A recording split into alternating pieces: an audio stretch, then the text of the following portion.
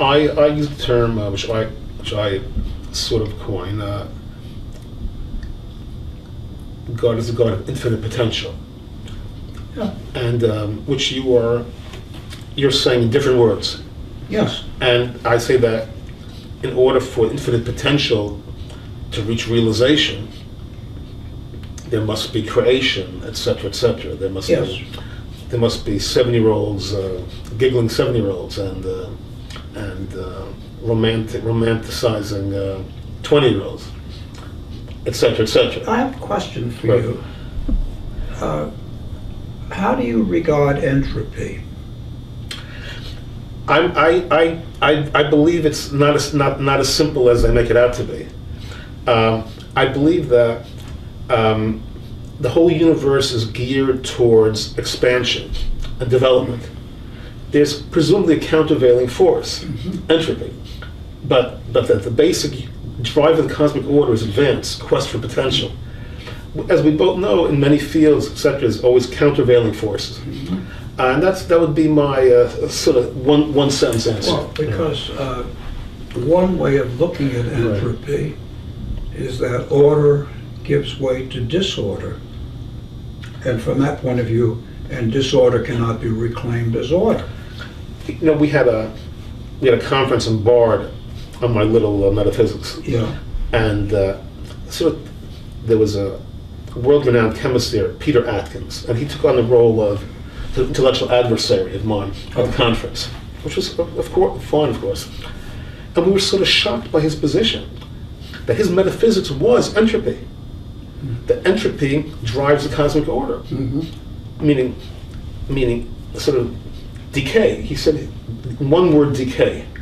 So we asked him, so where did the original something come from? He said he doesn't know. We asked him, what's the purpose? That won't work. He doesn't know. And where's it going? He doesn't know. And again, where'd it come from? He doesn't know. I said, you have a metaphysics, right about metaphysics. Yeah, that right. won't work. And then we asked him, and this is all on tape, by the way, on YouTube. You're renowned Peter Atkins, world-renowned chemist. Would you rather view yourself as a product of decay or the product of divine potential? Well, let me Right. look. I'm now 89, and one of the things that impresses me, I'm quite healthy for my age, but old age is entropy, or the product of entropy. It's the coming apart of organization. It's the dissolution of organization.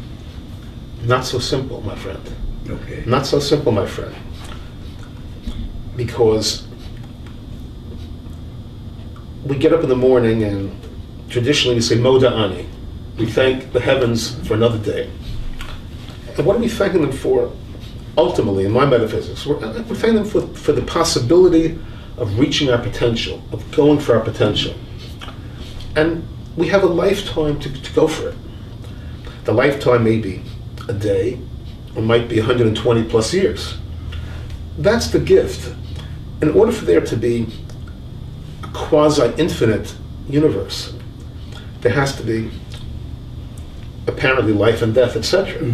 Yeah. The gift we're given is that lifetime, to make the most of it. Okay. And on the one hand, it could be a negative lifetime, cause death and destruction. In the mid-zone, it might be, be middling, sort of survivalist. Another extreme, it might be a Dr. Richard Rubenstein, who on some level shakes the world. Oh, I hardly did that. and maximizes his potential and fulfills the imperative of potential. So it's not, so in order to for you to have the opportunity to shoot your potential, you have to be part of a self-fulfilling perpetual motion dynamic, which involves life and death. Right. But you lived it to its full, and you're still plenty to go. You played it out. So its issue is not so much, that there's an autumn, there's a sunset. It's more that there's a spring to it. This season of spring to it. Spring comes first. Right. The sunset And the idea is to make the most of it to humanly possible. That's how I would view it. And of course, life itself. I wouldn't challenge that. I've tried to make the most of it. Right. And life, as we both know, the whole idea of life itself is triumph. Even an ant is a triumph that life exists. And then life with, where potential for some spirituality or givingness or elevating humanity is a bountiful gift, We have the tendency of, seeing issues and problems, and if we can see the potential in things, we all know we're much enlivened by it. And so you were saying in the run-up to the conversation that, you're teaching a course, et cetera, and you had that little, segue about it's my best option, right, of my different options. But when you keep advancing the human condition, you are giving yourself life.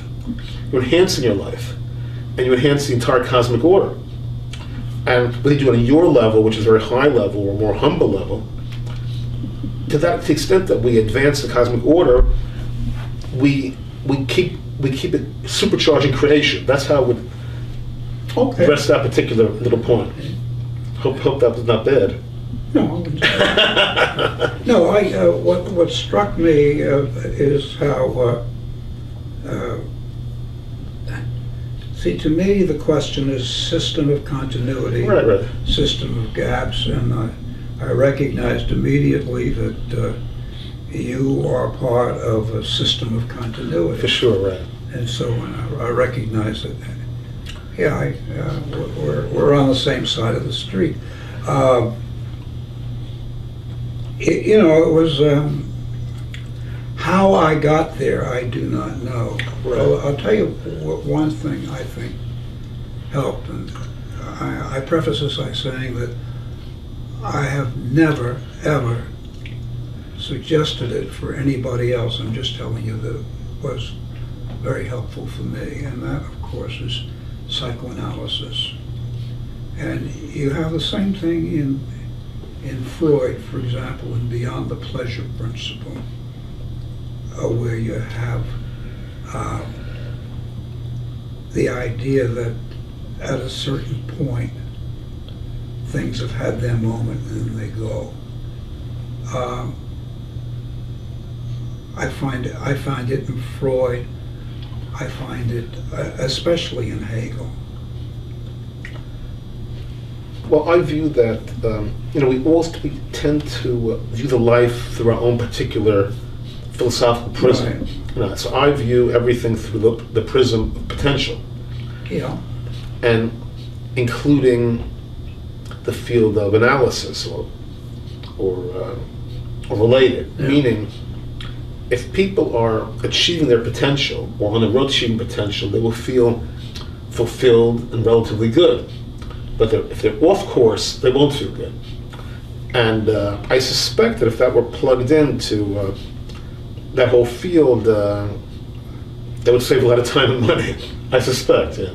Well, I think you'd find that you can find more sympatical things.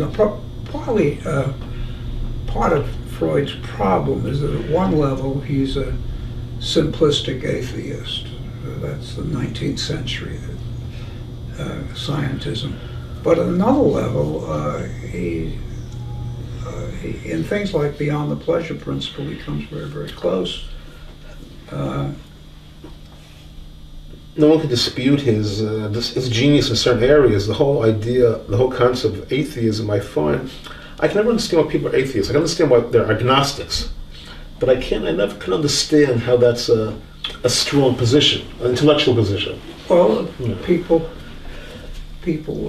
come to conclusions, and I guess where it mostly comes from is from a despair At finding an answer? at what they find in the Right. world, and they say, well, nothing's in control or anything like that. Right. Another thing which as I was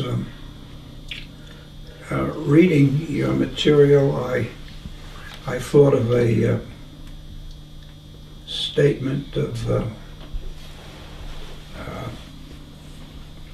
Isaiah, I don't trust my memory these days, so Me either. we just should have had it ready. Come on. This is not an iPhone, it's an iPod Touch. I'm impressed.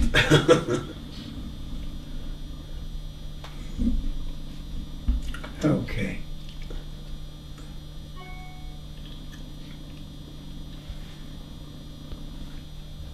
Okay.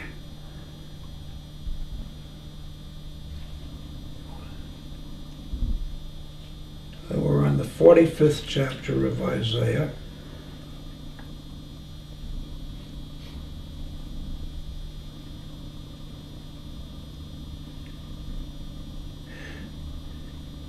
Laman yedu mi mizrach shemesh u mi ma'arava ki efes biladi ani Hashem be'ein od, that they may know from the rising of the sun and from the west that there is none beside me. I am the Lord, and there is none else. But the next verse is the one I find most interesting. You know this. Yotzer or uvore hosher. He forms the light and he creates the darkness. Ose shalom, he makes peace. Uvore ra, and he creates evil. Ani Hashem ose kol ele. I am the Lord who created these. Right. Now, to my mind, this is really a statement of continuities. It's and from a historical point of view, you know, Isaiah is involved with the liberation of the Hebrews from their galut, their exile in Babylonia. They're brought back to Palestine, at least some of them, by Cyrus. But what was the religion of the Persians at the time? It was Zoroastrianism, which is a religion of gaps. Thing. There's a God for evil, there's a God for good. They war with each other, they have nothing to do with each other. And Isaiah comes along and says, Yotzer or Vore Hosher. He forms a light and he... Right, some people say Judaism is not dualistic, but there are many components in Judaism which are very dualistic, like just here. Yeah. And I don't consider this dualistic. Well, I feel a little dualistic. Yeah. Okay, but can I tell you how I Please see that? You see, one of the main classic questions in metaphysics or philosophy is, why is there anything at all? Yeah. Or if there is a God, where did God come from? All right. And both Aristotle and his successors, and Maimonides and his philosophical successors, both are all at an impasse here, respectfully. They're at an impasse. And, you know, it's sort of like constructing a great skyscraper without a foundation. What's the foundation? So, you know, we all struggle with that question. And my best proposition, which I integrate into my works fully, is as follows. That the only concept which I can posit as having existed eternally is possibility. Yeah, I like the Sharia, right. A possibility I can posit with conviction as having always existed. Pure possibility. And then I morph it a little bit. That possibility then morphs into quest for potential. I can't tell you exactly, but I say they're like first cousins. Mm-hmm. And here's my next finesse. The quest for potential then splits zero. I came to that and I thought it was very good. And therefore, when you split, what happens when you split zero? Not that we do this every day. You might end up with darkness and light, good and evil. Yeah. You know, as necessary components. And that would dovetail into your... Now, look what you're splitting zero, Right. and my God is das Heilige Nicht. Right, they dovetail, right. Dovetail. Oh, and they're parallel. Out of the nothingness, Right. everything comes. They dovetail, right. They dovetail.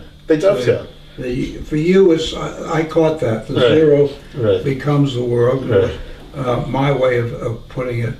You know, while you were talking, I couldn't help but recite to myself, again from classical German philosophy, Warum gibt es etwas und nicht? Why is there something rather than nothing? Nothing, right? That's the question. Yeah. Why is there anything at all? And that's the real brick wall that most people hit, most philosophers hit. I would suggest when you analyze a philosopher, first ask, how does she address that particular question? If they're avoiding that question, we have a problem here, Houston. Well, I can tell you, Hegel does not avoid it. And my advice to you, I'm giving you unsolicited advice, I think you'll find much in Hegel that will be simpatico to where you're coming from. Right. Well, I also wrote an autobiography, and the autobiography is called Power Struggle. It came out in the 1970s. I'm now doing a revised, updated edition. And my chapter on Harvard is called Tillich in Harvard, because the course that I took under Paul Johannes Tillich on classical German philosophy, more than any other course I took at Harvard, gave me the intellectual background to talk to you the way I am now. Now I can tell you also that I had already read Luria, but what German philosophy did, and there are some bad actors in German philosophy, but they reached a pinnacle in this stuff. Well, I might say they reached the plateau, but okay. Yeah. Okay. But you might not disagree with that either. I don't, well, no. You're saying the same thing. Right. Same thing. At this point, I would suggest we take a little break Okay. and we just reboot a little bit. We'll be back in about 5 minutes.